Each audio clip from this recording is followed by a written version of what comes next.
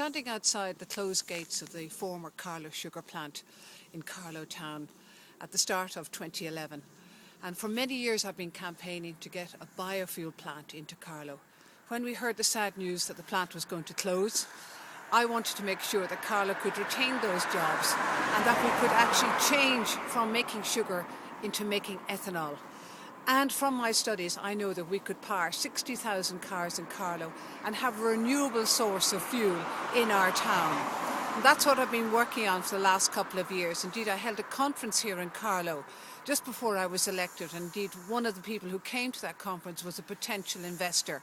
Unfortunately, he didn't invest in Carlow, despite the number of farmers willing to produce beet, despite the good site in Carlow in terms of a land bank, and despite of our expertise in producing sugar, and how little it would need to make a good bioethanol plant. I was disappointed at that time, but I am continually working and looking for future investors and working with Teagasc, with Dr. Jimmy Burke, and indeed Dr. Rory Nevin in the Carlow IT, and with the Chamber of Commerce and the County Enterprise Board to see can we get together to pioneer a bioethanol plant here in Carlow.